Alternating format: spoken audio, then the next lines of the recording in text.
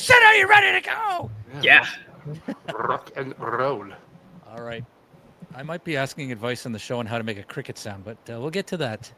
Well, come out to my shows and watch the reaction of the crowds. All right. Cue the intro now.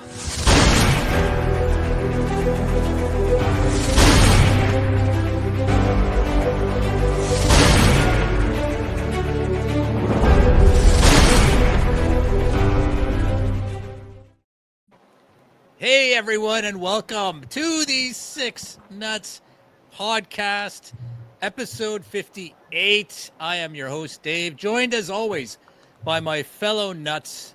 To my right, Jordan Angus, and down below, Mr. Paul Angus. Gentlemen, what is going on, you nuts? Paul Angus. Paul Angus. Paul Angus. Did I call you Paul Angus? You did. You did. Yeah. We had a beautiful Mr. Paul ceremony. Morgall. It's my stripper name when I'm What a start, man. When I'm Welcome, in Jordan Glasgow. Borgo. Yeah. Jordan Borgo and Paul Angus. I apologize, Paul. Jordan Borgo. Paul Don't Borgo. apologize at all. Of all the We got- last names to have, that was the best one. Episode 58. Before we get started, man, we picked up another subscriber last week, so we are up to 103. So I will remind you, as it says at the bottom, man, make sure that you like, subscribe, comment on this video. Go follow us on Instagram, man, at Six Nuts Comedy. Follow us everywhere, all over social media. We love the support. And with that being said, gentlemen, Paul Bourgon and Jordan Angus, what a week it was, man. Paul, Correct. you had, I don't know if you want to talk about it now or if you want to drink, get into the beers first. But we're going to do this or that a little bit later on. And we're going to talk about some comedian stuff, some advice for comedians. And Paul Bourgon was at YUK YUKS. Do you want to get to the beers first, Paul, or do you want to? Why don't we get to them while we were talking about what we did? You know? Yeah. All right. So, let's get to our favorite segment. We start every show this way, and shows would be a lot worse without this segment. So, segment we called, what is it called? Hold my beer. You're watching Six Nuts Podcast, and this is how I hold my beer.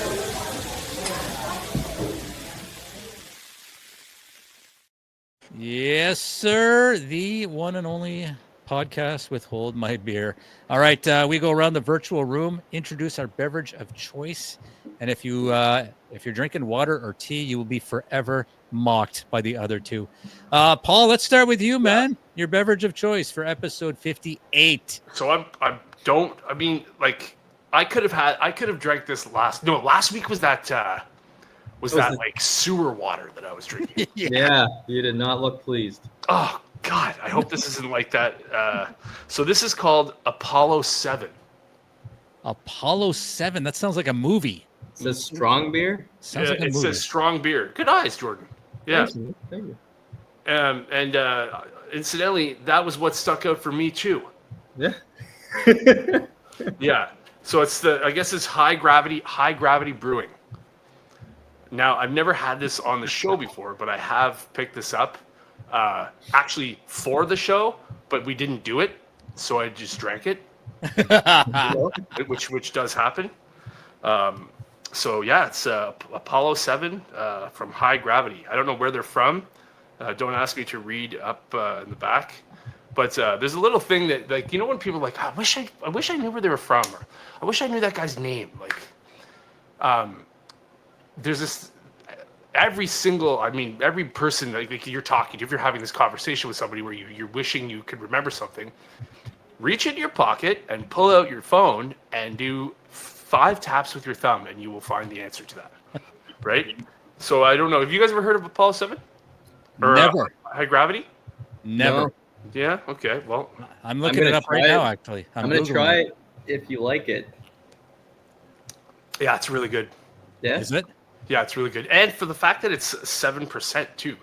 For a beer? I'm lying. I didn't notice it was 7% until right now, but it's very tasty.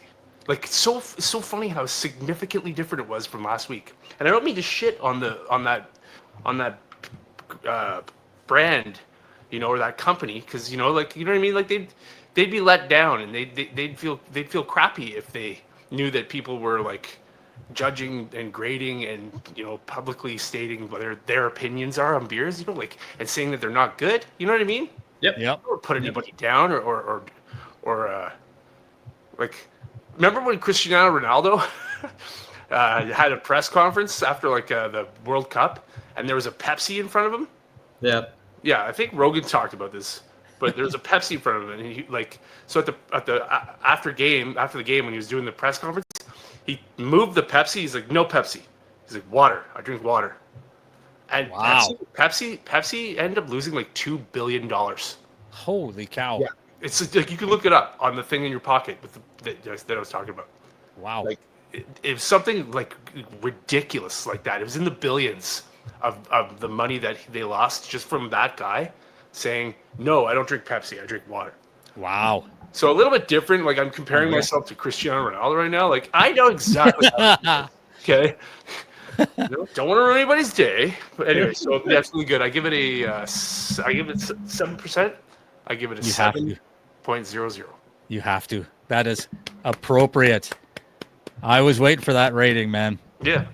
So I looked it up. I Googled it while you were talking, and it is Ontario-based. It's Ontario-based.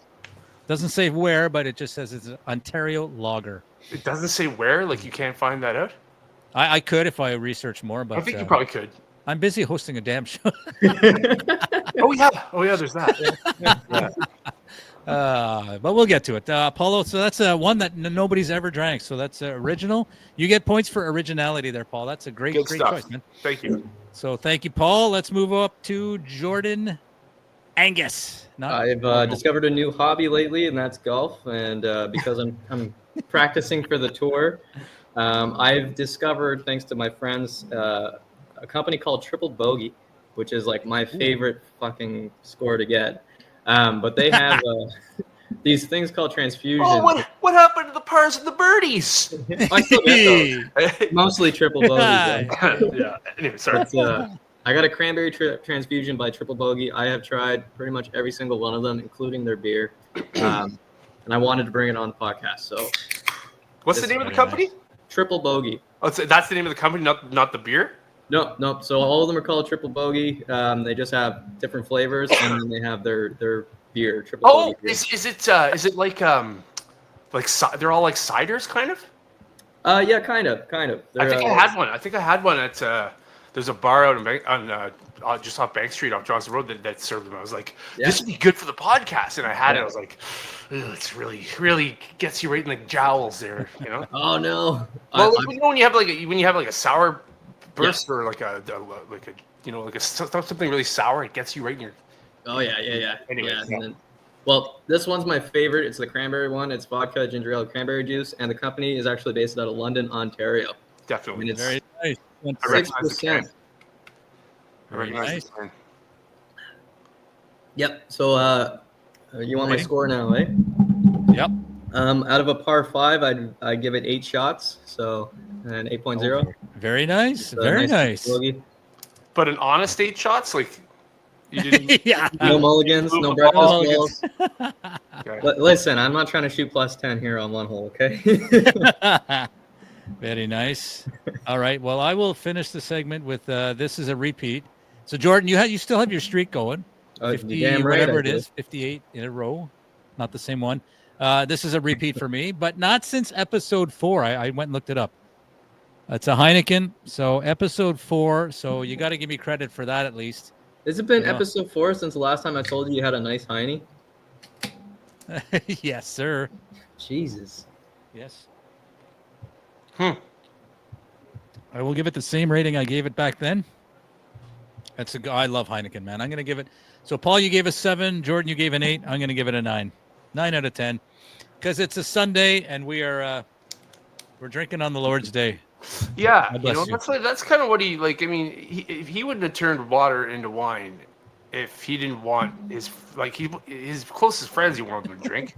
Yeah. So he wants everybody to relax. Exactly, man. All right. So so that ends the episode, the segment. Hold My Beer. So another. We didn't talk about all the things we said we were going to talk about. Yeah, Yeah, exactly. let's What were we supposed to talk about? We're supposed to talk about Yuck Yuks, your show at Yuck Oh. Yuks. Paul Bourgon. How long has it been since? Can I bring this up? Yeah, absolutely, you can. A year, over a year. I mean, it's been over a year. It had definitely been over a year, and I was starting to wonder, like, geez, man, like, what did I do? You know, like, who did I wrong, kind of thing. You know.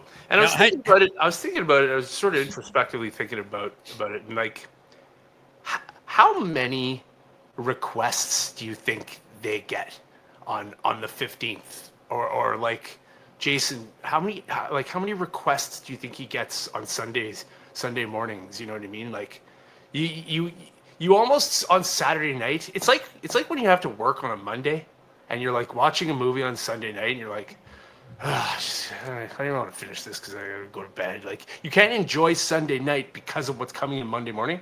Like, I mean, I know this builds his business, but at the same time, how many me does he get? So anyway, I finally got in, much to my surprise, and kind of settled a lot of nerves I had. And so I wanted to make it better for them. I wanted to make it lucrative, let's say. So I really tried to bring people in. You know what I mean? I tried to, corral up a group of people. And you guys know I can get a few people out to a show if I really put the boots to it. And Jordan, I think you guys were the only ones that came. Yeah, I brought 15 people. The first front row was there for you. Nice. I want to say half of the third row was for you. And really, I'd say that was a third of the room, probably. Yep. Yeah. Definitely. Was the room full? Packed room? There's probably 50 people there. Okay. So that's pretty good. I'd say less than half full, or just half full. Oh wow. Okay. Yeah. It wasn't a packed night, but at least there was people. You know. Yeah. And so you just from the I've only performed there a couple times, but I know it's a little bit different of a dynamic when you perform there than from when you perform at like Absolute or whatever, anywhere. Yeah. And there's just something different about it. It's a good way to approach it, knowing that, okay, I got to be on point here, but I gotta do my act a little differently. So anyway, the last, I'd say with as opposed with Wednesday, which is when the show was, and Monday when it came to Your Barley Mow aside, I'd say the last 8 shows that I've done, personally, I haven't been happy with. Okay. Like I've been like, oh man. This is open mics. This is any stage open mics or like Absolute or okay. Just Eddie's, wherever. Like like the Royal Oak one I did.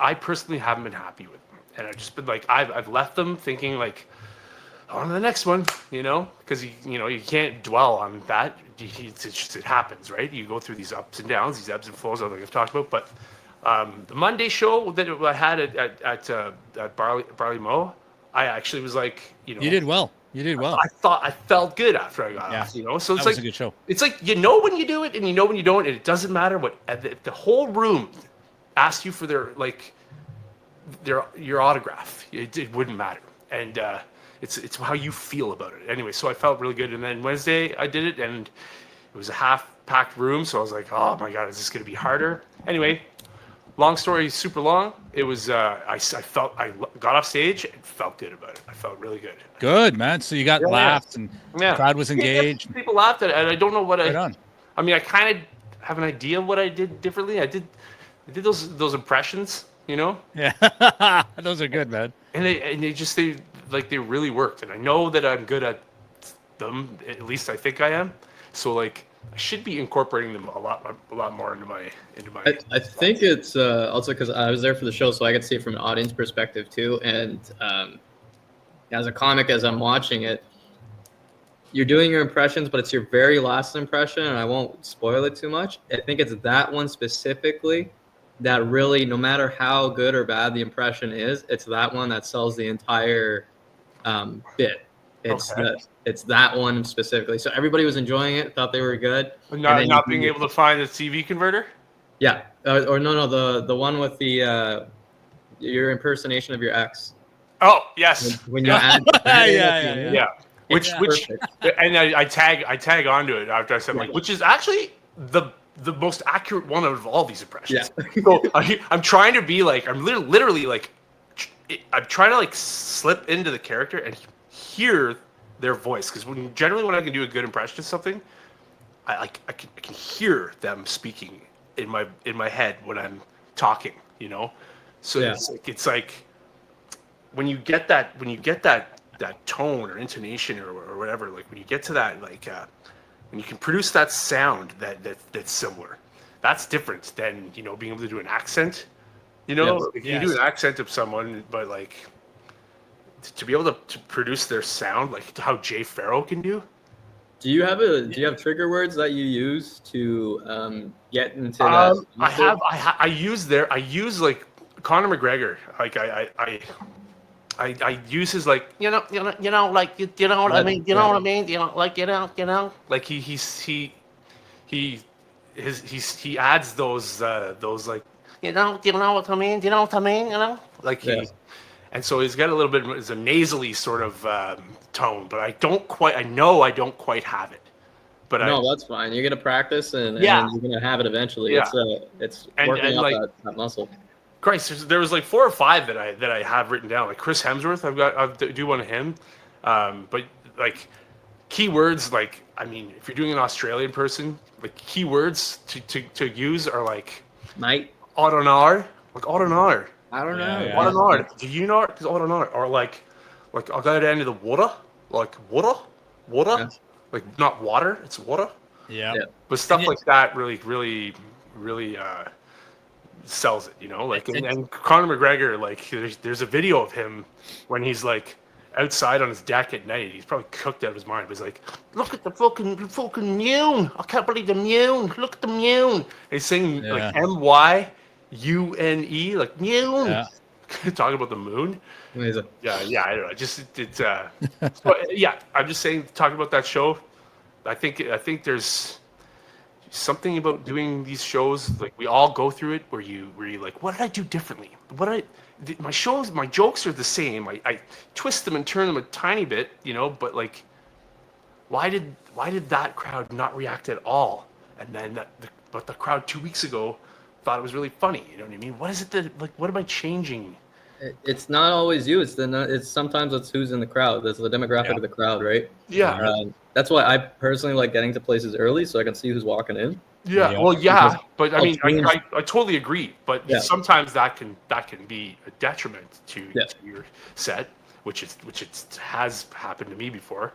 But you know, like, know your crowd. You know that the old saying, know your crowd. I try to okay, maybe don't use like Rambo's back. You know, like maybe you know, like his dick looked like Rambo's back. Maybe he's like his wang looked like Rambo's back. You know, like change some words to kind of not like adhere or what's the word I'm looking for? Where you like you want to like Spice it up, or like spice it up, but not like acquiesce. It's not like you pander to the audience, as opposed to just doing your set the way you are. Yeah. You know. Yeah, but I wouldn't say it's pandering. I would say it's helping your vocabulary connect with the crowd. Yeah. Yeah. Right? So, You know what it comes down to? I still have so much to learn. yeah. I still have so much to learn. I'm a yellow belt, orange belt max. Like, I just got my orange belt at this. You know, like I'm just realizing that, oh, I could do some damage with this. You know, but like I have no idea what I'm capable of, and because like I just haven't been doing this long enough, you know, and I'm not getting enough reps in. And you know, Jordan, you above all of us, how you've been doing it for as long as you have, like that's huge, you know. Yep. And not to mention starting at a younger age too, like That's huge too. Yeah, it is, you know? Massive. Because you're still like, you started 17, 18. You're still growing up. Yeah. You're still your personality is still you're still learning things as you're growing older. Not to say that at our age, like Dave, you and I, we don't learn things, but like No, but it's almost easier to start at a younger age, because instead of you trying to remind yourself and routinely do it and get in a habit, it almost becomes like second nature, right? Yeah. Because you don't realize necessarily what you're doing. As I'm noticing this as I'm getting older with just day-to-day stuff. If it's not already part of my routine, it's much more difficult for me to do it. Yep. So it's be the same with comedy, right? If you don't have these general practices and general knowledge down pat at a younger age, it's harder to continue that at an older age, right? Yeah. So Yeah. I think it is huge to start off earlier. And yeah, there's no- absolutely. It's way more beneficial. I meant to say it along the lines that you're growing up and you're like, maybe you didn't have your first serious relationship till you were 19. Mhm. You know, but you started comedy at 17, and then you met a girl at 18, 19, and then, you know, like 24 years old, you broke up with her, and you found out what it was like to go through that kind of heartache, and you know, to the experiences that you get that you can only get with age, you know.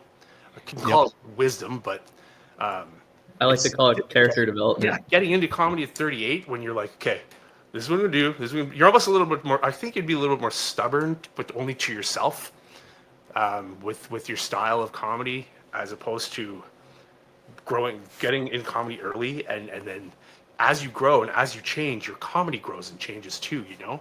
Yep. So you have a little bit more in your back pocket. I don't know what the hell I'm talking about, but Well, it kind of segues into what I wanted to ask both of you today. Like, you know, you can, no matter what age you start, you're going in kind of blind, because there's no real textbook that you can go and say, if you want to be a stand-up comedian, follow these 10 steps. Step 1, do this. Step 2, do that. It doesn't exist. And if you ask any other comedian, it's basically, well, just go do open mics, just go do more of it. And grind it out and figure grind it it out. out. Yeah. So my question to both of you, well, to everybody, is what do you think the biggest mistake that new comedians make, regardless of age? Like, what do you think is the number one biggest mistake that new comedians make?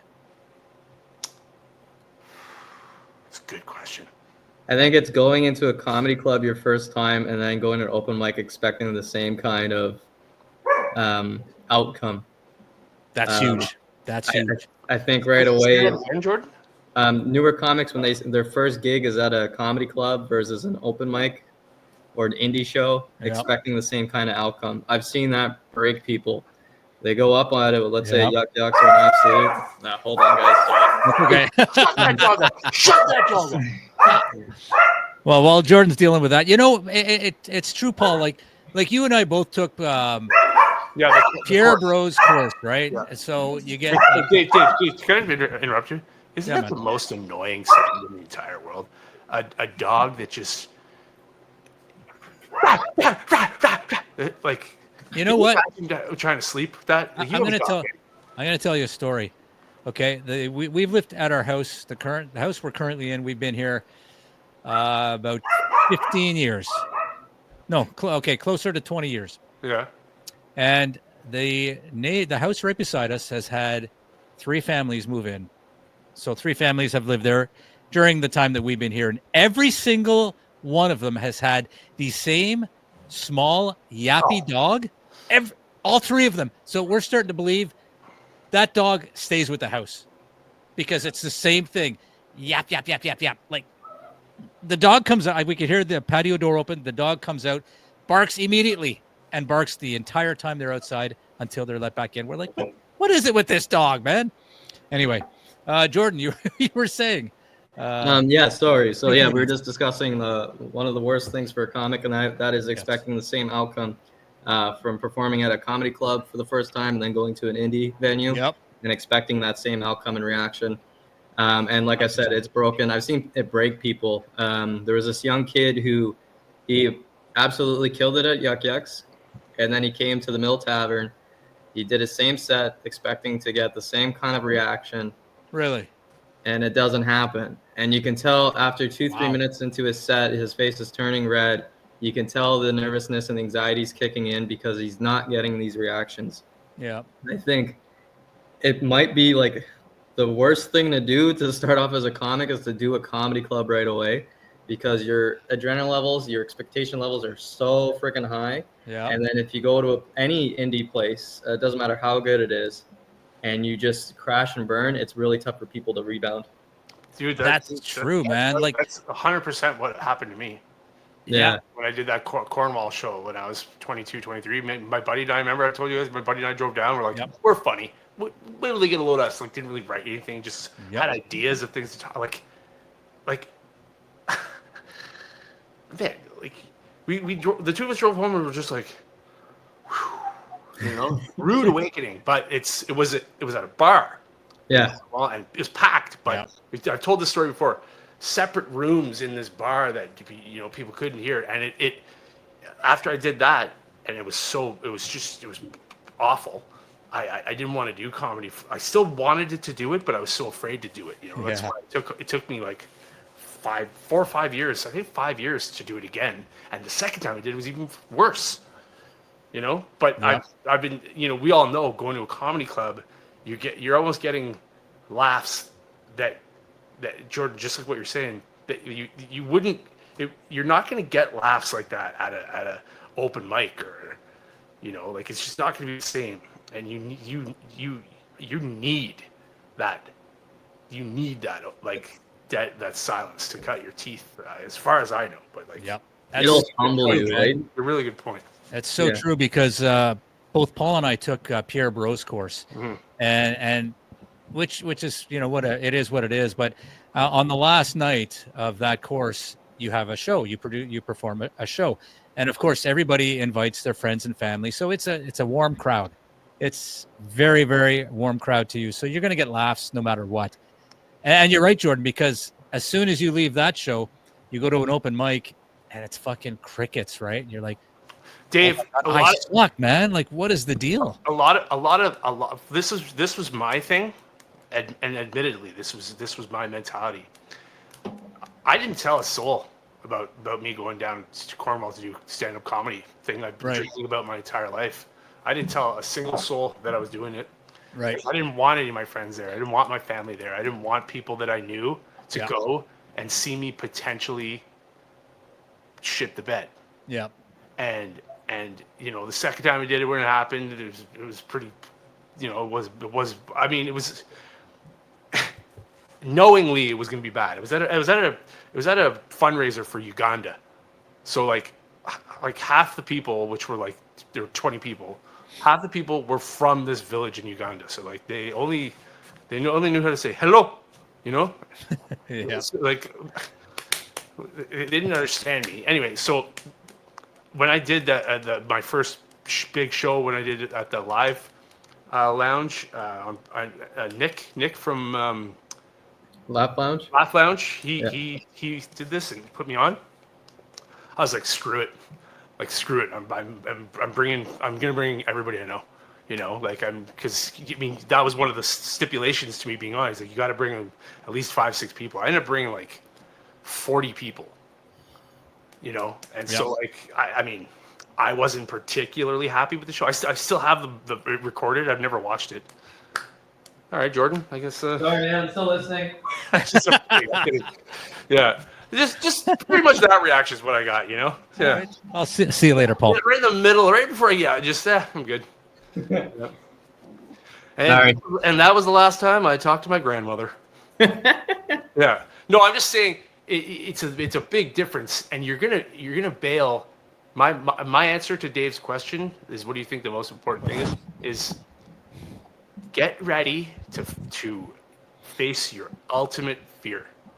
Because if you don't give a shit about doing stand-up comedy, then you're not in this conversation of what we're talking about. How do you prepare for that? Like, for example, you know, in everything I've you know, books I've read and videos I've watched, they all say you're gonna bomb. You're gonna bomb a lot. Just be ready to bomb. But you could read that till you're blue in the face until you experience it.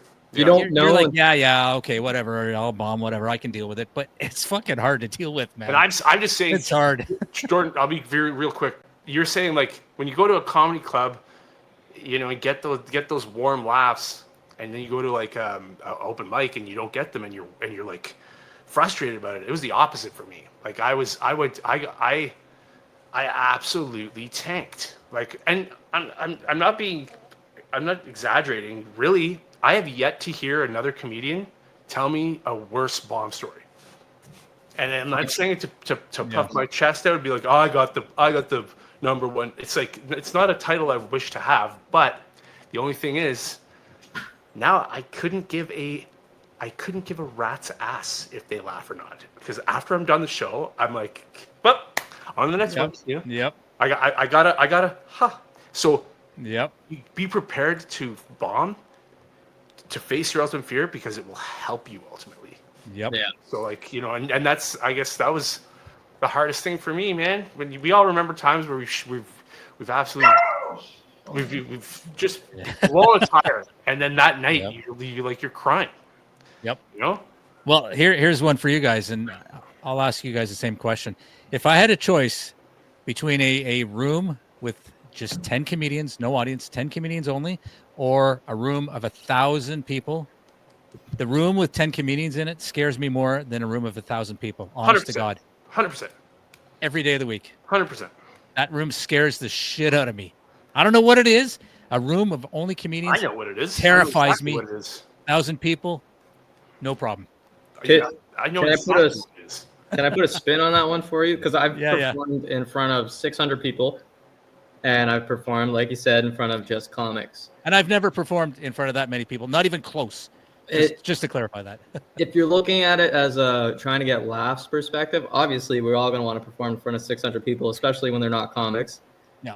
But there's something you can get from just performing in front of 10 comics, even though they're there just to Complex? do their Is it a complex? yeah. But even though they're just there Suicidal? to do their sets, and they're not really giving a shit what you're saying, and they don't want to necessarily laugh at any of your stuff, either because A, they know where you're going with it, or B, they don't want you to feel whatever. Okay? Jordan, I just want to say you nailed with your A and your B were both 50% equal of the absolute correct reason why. So the only thing I can say is I've gotten some of my best material kind of revised and reworked by performing in front of comics because of an involuntary laugh from them. If you can make out of those 10 people, 1 or 2 of them laugh, you know you have legs on something, which will hit in a room with, let's say, 50, 60 people that are not comics. Because you're dealing with some of your harshest critics, especially in your own community. And if they find it entertaining of what you just said, you have something. So from a business perspective, as an art perspective, sometimes you need to do those rooms to know where you're going. So that way you're better prepared and ready for those bigger stages. Yep. And you know what? But you could never prepare a new comedian for that, because a new comedian will hear that one laugh and go, oh my God, I sucked. Whereas from your perspective, it's like you made one of them laugh. Yeah. Like, holy shit, what an accomplishment. Yeah. Yep. So there's 2 ways to look at that. Like A crowd of 600 is different from a crowd of 100. I mean, fuck really, yeah. Paul? What grade math did you learn that one? I'm saying it in the sense of like with just acoustically, if we're talking just the acoustics. Yeah. In a room full of like 120 people, if you make 20 people laugh, you hit on a joke and you make 20 people laugh, that laughter is enough to sustain your calmness to merge into your next joke or your tag or whatever. You know what I mean? It's also infectious, right? So if you get 20 people laughing on your next joke or punchline, you might have 40 people laugh. And by the end of your set, I'm saying if you're doing a show with 600 and 20 people laugh, like acoustically, that could give you jitters. And I mean, I don't know if they can see it. I feel like they 100% absolutely ironclad, without a doubt, can totally notice it when you you stutter and you pause too long on something because you can't remember a joke. You know, I've watched Bill Burr do it. I've seen Louis C.K. do it on their specials. They're out now. There's specific parts in their sets where I wonder if he actually stuttered there, or like Sebastian Maniscalco has a story, and you can watch it online, where he was on Conan, I think he was, and he completely blacked out like not like passed out, but he like what I did and He absolutely forgot. He's like, yeah, what else? And he couldn't think of his next joke, and it was like for 20 seconds. Holy know? shit. Which is like, and when you're watching an interview of him telling this, not everybody can sympathize, and not everybody understands, and not everybody gets it, and like, yeah, man, like I went home that night, I wanted to fucking die, and people were like, haha, Paul, yeah, okay, like I was crying on the couch, like I didn't sleep. They're like, oh yeah, like, that's what happens, when you want to be funny, but they're not taking you seriously, and like, I wish, instead of explaining to someone how it made me feel, I wish I could put them in my mind that night and let them feel how I felt. And they wouldn't be responding or listening with a smirk on their face. They'd be like, holy shit, man, seriously, like, Yep. And so I'm just saying, when you watch Sebastian Maniscalco talk about it, he's not throwing in any quips at all. He's like, yeah, you can just tell. You can tell when you're trying to be funny, or you're trying to, make light of something. And he was like, you could tell he was turning over some heavy rocks that he had, dark spots he was going into. So yeah, man. So 600 people, Jordan. Yeah, like it must affect you differently, right? I was lucky that so I knew I was performing at this place. I knew it was an amphitheater. I didn't ask how many people were in the audience because I probably would have reacted much different stepping up on stage. I will say I didn't get to see the audience before going up, and I was the only comic for the entire evening. That's tough. And I wasn't coming to a warm crowd, right? Like this is Proc tough. Week. This is their orientation day, and they're all bored. And by the time it gets up to me, I have a dead crowd. Yeah, that's tough. That's tough. It's tough, but I'm so glad I wasn't told that there's over 600 people in that room. I walked out, saw them, went fuck. Because acoustically, the silence of what I was saying, acoustically, if only a few people laugh, there might be like, let's say 10% of that crowd, so 60 people, who normally would laugh, but because it's so silent in there, they stifle it, and they keep themselves quiet because they're paying attention to the acoustics of the room, and it only takes one joke, maybe two jokes, for people to just completely lean to the side of this guy's not getting laughs. You know what I mean? No. The pressure's on. I was so glad that like my first tagline hit so well, because once the amphitheater blew up, I was like, okay, and then you settle in, right? Yeah. But I can only imagine. I'm glad I didn't have to deal with that, because otherwise, that would have been a long drive back from Cornwall, St. Lawrence College. Yeah, Cornwall. For one thing, I haven't noticed any of you guys drinking your beers. That's one thing. I've been drinking mine. Nope. Oh, I've been drinking the whole time, man. Full bold-faced lies. I'm almost done mine. Yeah, I'll play the tape back, man. You want to? I don't like that. I don't like how you're able to go. Let's go. Do you want to play tape?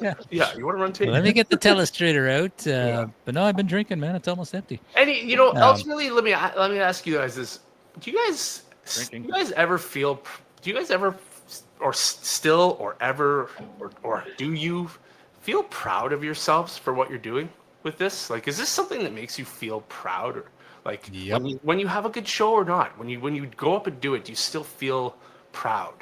100%. Yeah, 100%. And for me, and supplemental to that question, do you feel proud when you brush your teeth? Do you feel proud when you do the dishes? Do you feel proud when you? I'm not like you don't. I don't feel proud too many things in my life.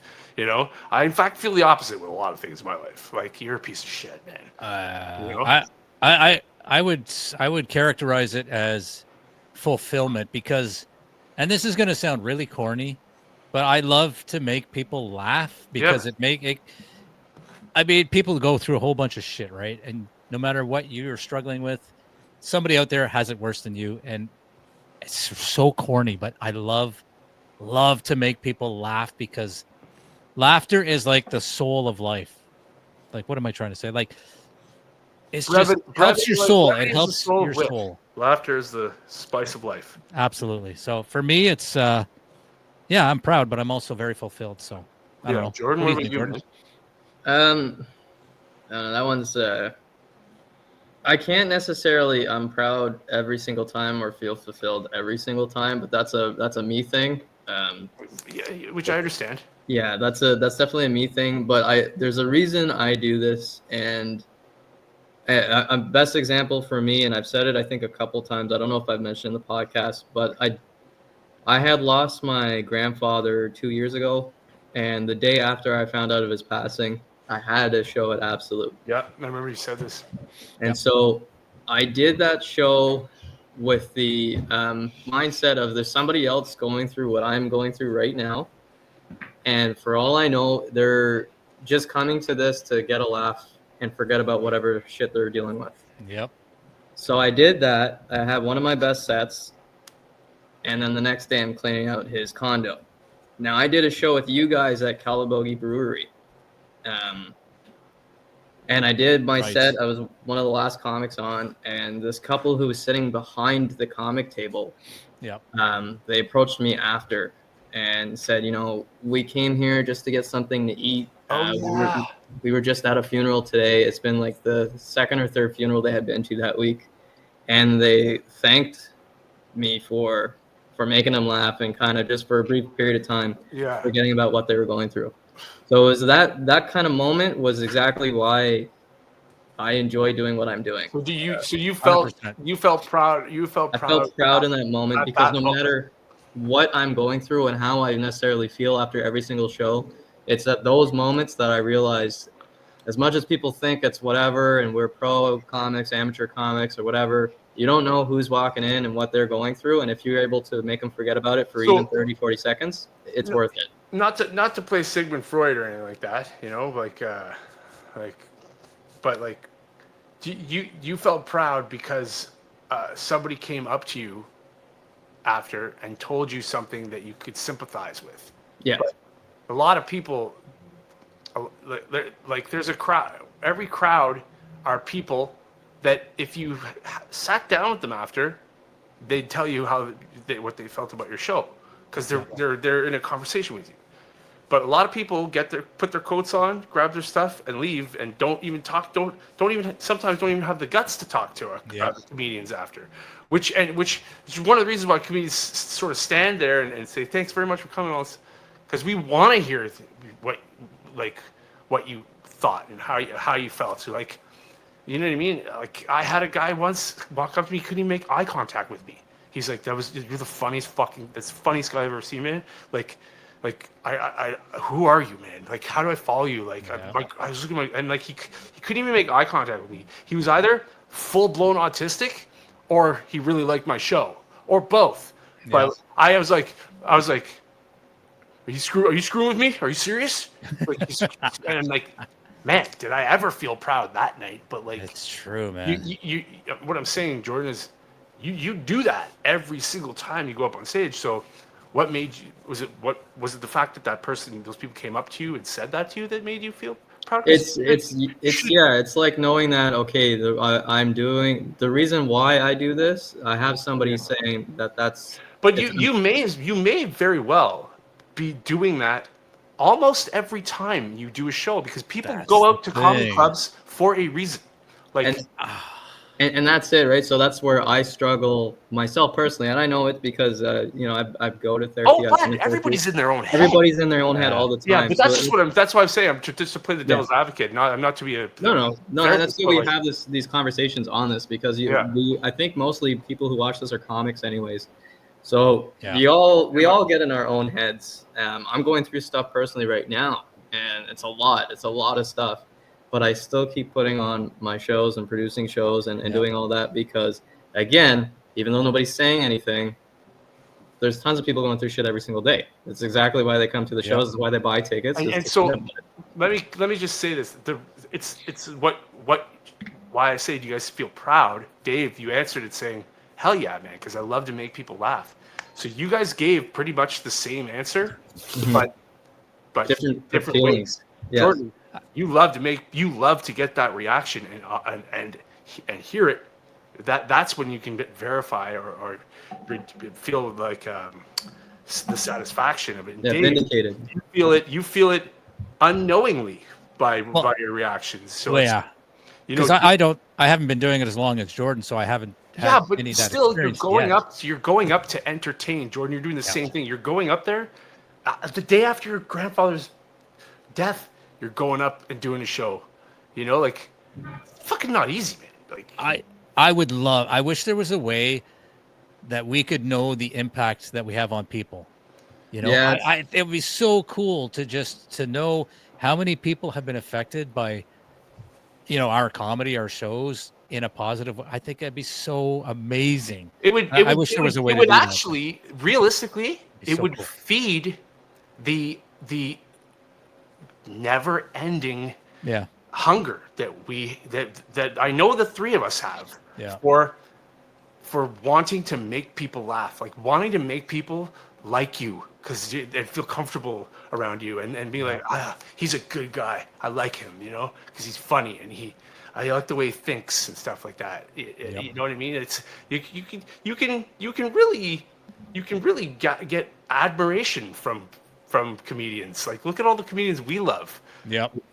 You watch them and you're like, man, Yeah. I'd listen to this guy. I'd listen to this guy sleep. Yep. You know, Bill Burr is a perfect example. I mean, he's not I wouldn't say he's my favorite comedian. I like him and I like his style of humor and I like listening to his podcast while I walk. And like when I saw him, I've said this before on the podcast. When I saw him, I was like, gonna say, and I had to remind. Okay, yeah, Jordan, I'm sorry. that's not used to it.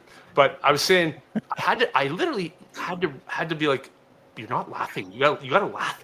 In my head, I'm like, I gotta laugh at these jokes.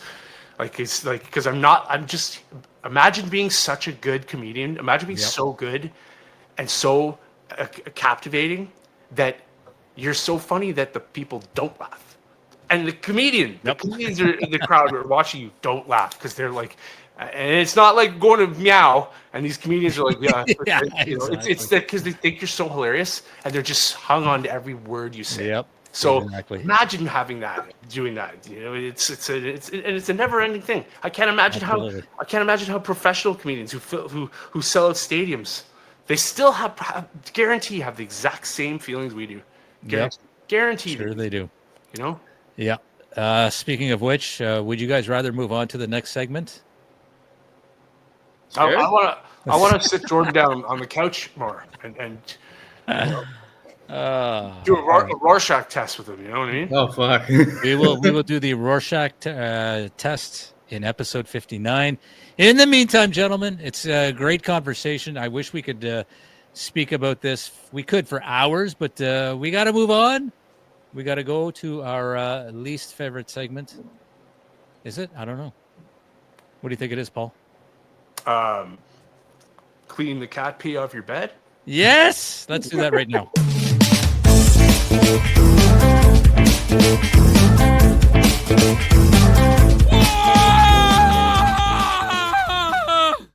I thought of it. Realize it's cat pee. Yeah. Okay. Yes, sir. Realize it's cat pee when you put your hand in it. You're like, yeah. Yep. All right. We're gonna end the show with Would You Rather, which is kind of more like a this or that segment. So I got some categories, gentlemen. You're going to make some hard choices today. I'm going to give you some very, very difficult choices, and we're going to have some fun with this. So let's get right to it. Same question for all. You're done, eh? Yep. All right. Can you hear that? Can you hear that, Paul? I hear it, and you have once again won. You've once again beat me and proved me wrong. So Empty. what is it like? Empty. 37-0 now? Yeah. 37-1. All right. Here we go. Let's play this or that. We're going to start with Paul, then Jordan, then me, and then we're going to reverse the order. So, Paul, here we go. Phone in the bathroom or no phone in the bathroom?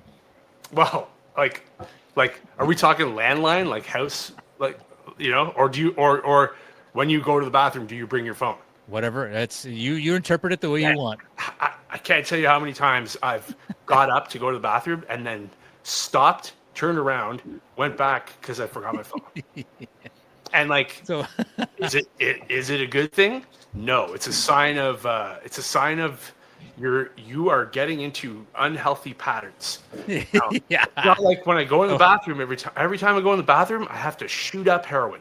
Yes, sir. You know what I mean? But like, you can find yourself slipping into these healthy habits or unhealthy habits. It's mostly unhealthy usually because it's unhealthy stuff that provides that kind of temporary satisfaction. Yep. But like, man, phone in the bathroom.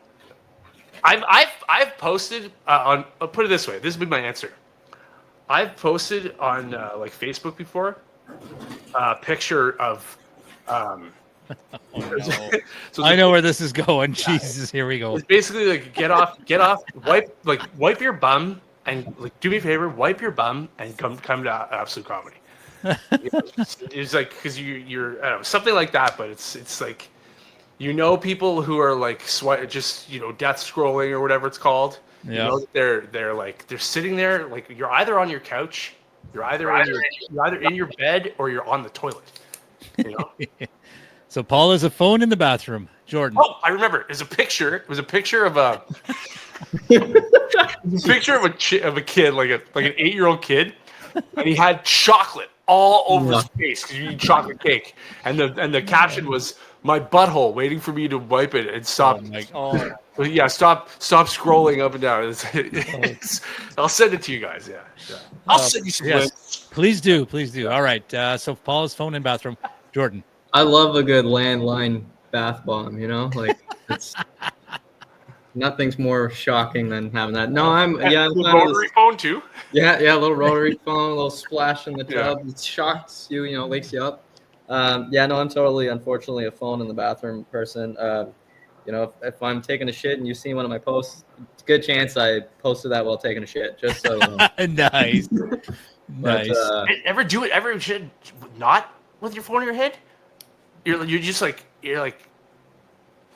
Staring at the wall, or I've totally gone to the bathroom and been like, fuck, I forgot my phone.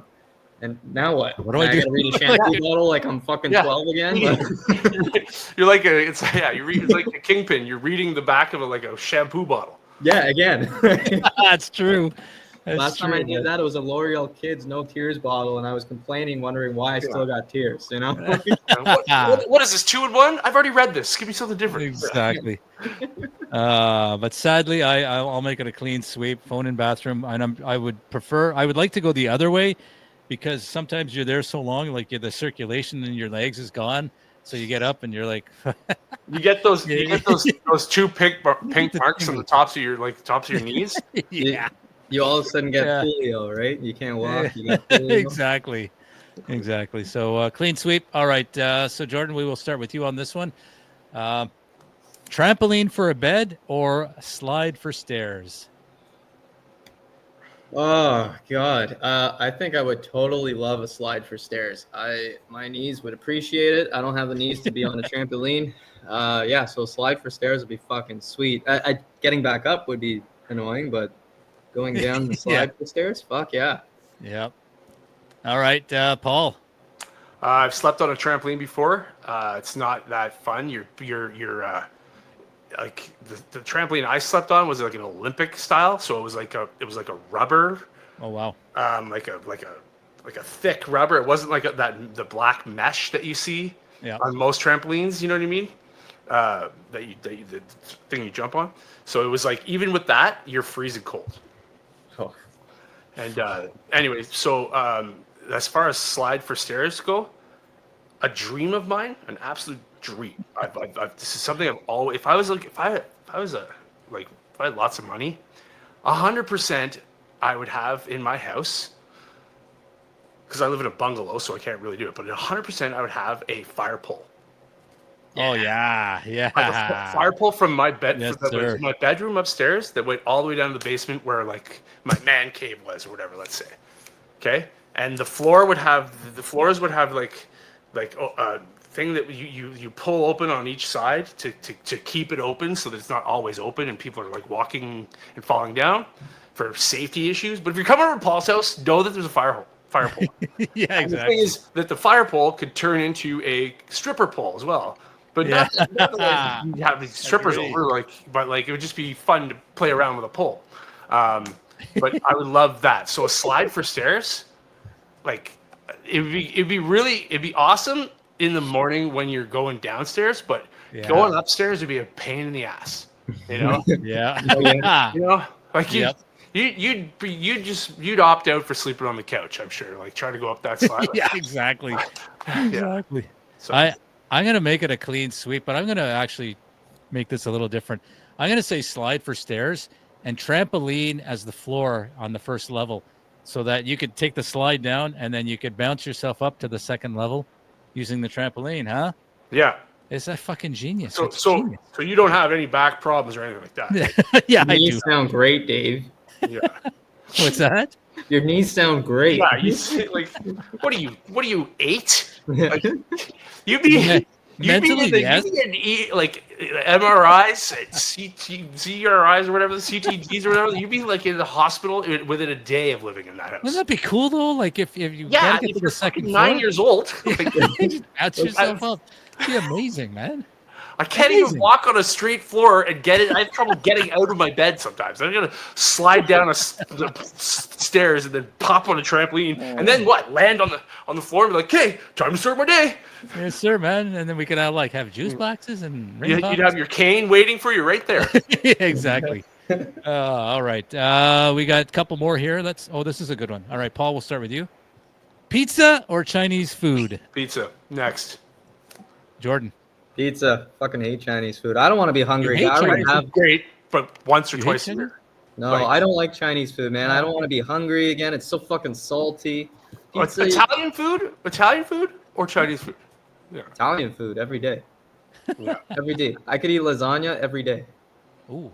Well, I mean, you'd be Dead. Yeah, exactly. But you'd be happy. Oh hell yeah. Yeah. All right. Well, I'm going Chinese food just to be different. Why not? But it's All not right. true though. You're lying. I'm being Yeah, the we know you are. contrarian. I like Chinese food because you know what? Half an hour later, you could be hungry again. Yes, exactly. 100%. So that's one advantage. Yeah. And Okay, no, guys, there's- have you ever thought about this? Egg rolls, like Gold Palace egg rolls or Ruby egg rolls, 100%. sliced kind of thin on a pizza. Oh, I don't know about that. Okay. I don't know. I would try it. I try it for sure. I don't Chinese pizza? I don't know if I'd like it. Yeah, I would try anything, but I don't think I'd like it. All right, let's we got two more here. Here we go. Jordan, this one's for you. Golf or mini putt? Fuck it, easy, man. Easy. Golf every day. You want to be miserable and then have one Golf moment. or golf? Oh, mini putt's different. All you're doing is putting. It's not even the same. You want to be miserable for 17 holes and then on the last hole get a fucking Jordan, birdie. you haven't Yeah. played golf enough yet, eh? To know that your entire game is based on your putting. Like your putting can ruin But that's your no. game. Okay, so I went yesterday and my buddy, like my putting game, because I've been mini putting for a long time, my putting game is top notch. Yeah, I bet. Okay? Give me a break. Look at It's the only thing Wait. of my game that's consistent. first year golfing and you're talking like you're like No, and I've been fucking okay. So last weekend there was 5 putt situations where I lipped the fucking hole, and I was full on raging. But it's not. It's just my read was great. I was far from the hole, and it technically should have been a 2 putt, but I almost did it in 1. So I'm good at putting. It's everything else in golf that is I still need work on. but what I'm saying is wait till you wait. So if you're gonna keep playing golf, you're getting into it. I can feel it. I can sense the enthusiasm in your voice. So if you're gonna get into it, when you start getting into it, and the more you play, the more you're gonna realize. And just take it from me, I've been playing golf since I was like 18. Not all the time, but I've played enough to know now that don't take this seriously, or you will go home and you will go to the old timey rep, like somewhere where they sell muskets, and you'll put a musket together, you'll pack it, and you'll blow your head off with a musket because that's how it makes you feel when you like really care about your score. You're like, oh man, I might break 90 today, and you No. and you love it, and you miss the 4-foot putt, and Do you know what? It's for me, golf right now is my one kind of escape. Where 4 hours, I don't have anything else to think about but the next hole. Yeah. So I've been playing sports a very long time. I kind of know how to deal with being in a fucking toilet bowl of shit. So even if I have like one decent hole where I just get a bogey, which has happened already, and my best score was a fucking bogey on the whole 18 holes, I'm still happy because for 4 hours, all I gave a shit about was Me golf. too. It's similar to just getting one laugh in a show. Exactly. You know what? I compared. I said comedy is the golf of arts. Okay, no matter how athletic you are, if you pick up a golf club, it is so difficult to become an expert at. It's the same thing with comedy. No matter how long you do it, it is so difficult to become an expert at it. They are very similar. But you got to keep swinging, and you got to try to do. You got to. Right. I mean, you still both of them can make you want to kill yourself. Absolutely. Anyway, I think that's why I like it so much. They're so similar. Yeah. All right, Jordan's a golf. Paul, golf or mini putt? I would say mini putt because of the fact that it's easier on my back. I don't take golf seriously for the main reason of, well, I know like what I just explained to you, what it can do to you, like how serious you can get into it. I'm not going to be a pro, so like just have fun with it. But that's where mini putt differs. You know, like if you're at a mini putt place where like, there's like a Mickey Mouse is there. Yeah. You know what I mean? His foot is is the only obstacle that you can hit. Or like you gotta hit it down a one little narrow like gully to get your ball close, and it's 2-putt, 3-putt max to win. I'd like to go to a mini putt where like it's actually really hard. Like, and I've been there's one in Florida. I went to one in Destin, Florida that like they weren't screwing around with this. Like, you were shooting 7s and 8s on this. Like, and when you go with your girlfriend, that's like, okay, I'll play mini putt. How do you hold this again? You're like, I know how this is gonna go. I'm just cold. This is boring. You know what I mean? Like, so now you're shooting 7s at a mini putt, and the person you're with is miserable. It's like, man, it's hard to have fun with it. But that's the daily double. I will say this. We went to a par 3 course on Saturday in Orleans. It was a great course. The weather sucked, though. And I want to say one of the holes, we were like 6 or 7 shots in, and my buddy's about to get frustrated. I'm like, hey, we're really getting our money's worth today, aren't we? Yeah, exactly. So just think of that way. Jordan, I want to play 9 holes with you this summer. All right, let's do it. Like 100%. Let's do it. Let's Thunderbirds in Canada. Let's go. Yeah, Thunderbirds. Great. That's a good one. That's a good par 3. All right, I will break the tie. I will say mini putt. I've golfed hundreds of times in my life, and I've had enough with it. My back is also an issue, so I can't swing the club for 18 holes. And at this stage in my life, I can't do anything for 4 hours. I just get bored. Like, when are we done? So mini putt, you know what? You get your own putter. You get to pick a nice colored ball. You go, and half an hour later, you're done. You're putting on a carpet through the clown's nose or whatever, and you're done. And you can also beat a kid. So you're gonna die, clown. Exactly. So mini putt every day, all day. With that, gentlemen, we got to move on to one more thing, and it's called final something. Final tots. Final tots. Here we go.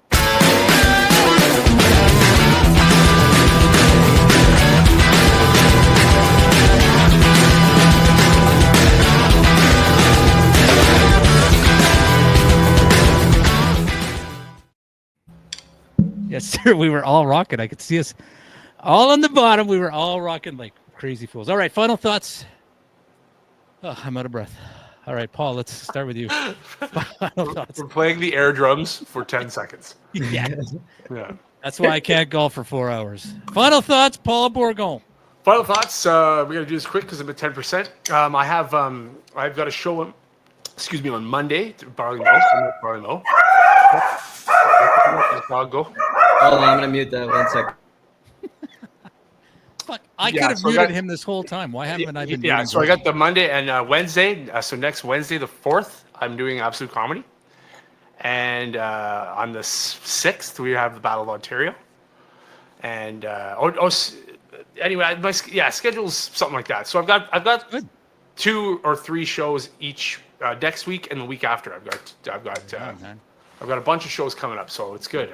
I'll be able to prove to myself, like I'm saying with Jordan with golf, how good my impressions are, how good if I keep that roll going, and I guess what to learn or what to expect or what your mentality should be is don't let it discourage you and don't get too cocky.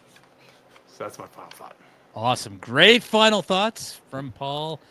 Not Angus, but Paul Bourgon. Thank you, Paul. Yeah. Jordan, Angus, your final thoughts. Yeah, I got a couple shows this week. I got one Monday, Barley Mow. I'm hosting. I'm also at No. Are you? Am I? I think so. I didn't... Are you at Barley Mow tomorrow? Because I'm at Barley Mow tomorrow. Yeah, I'm at Barley Mow tomorrow. Oh, see right, 26. Tomorrow's 26. See, tomorrow's 26. Yeah. Okay. Check you tagged me on something. We'll clarify that, but I'm pretty sure I'm on tomorrow. It was in my calendar. I'm not messing with you guys. I'm messing. We need to get our contacts together. Yeah. I'm also at No Forks on Tuesday, and then Saturday, May 31st, I will just be watching and supervising at Portage Orchard. Paul will be there, and the boys from Cornwall, LOL Entertainment. Nice. And then the following week, June 6th, is the Battle of Ontario. It's going to be great. It's going to be amazing. We got a solid lineup. Tickets are already flying off the shelf. So if you haven't bought tickets yet, please do so quickly because they might sell out before next week. Who knows? That'd be great. Very important. I got golf twice next weekend, so I'm going to be miserable by the time we film this on Sunday. Oh my God. Remember all that stuff I told you about putting? Yeah. Fuck putting. Yeah, exactly. Yeah, that's it. I'm glad that this episode was longer than a half an hour. You know, we seem more in tune this week, which is fucking awesome. I need that. Thanks, boys. Thank you, Jordan Angus. And my final thoughts. Yeah, I'm producing Barley Mow tomorrow. I have no clue who's on it apparently. So I guess Jordan is hosting, and I think Paul is on it. So I am on it. Yeah. So there you go. Had no clue. So hopefully I will be there with speaker and microphone. Also bittersweet. My son is moving into his own place on June the 1st with his girlfriend. So I've got the van, the big truck rented. So I'll be driving that and driving him and his girlfriend. And we will officially be empty nesters, which I think it's going to be a struggle, but we'll see. Is that what you were saying about Fridays? Why Fridays are tough for you? Because you have to help your son with something? Well, he's living here right now with his girlfriend, and he works like in Westboro, so he uses the car quite a bit. Yeah, and I have to go into the office now with my wife. So yeah. So I'm the return to work stuff is starting to affect me. How's that conversation in the morning when you're driving to work with your wife? Okay, good answer. Question answered. With that said, thanks everybody for watching. We will see you all next time. Okay. Go ahead. Where the hell's my outro? Where's my outro? I can't find the outro. Here it is. See you all next time. Love you all.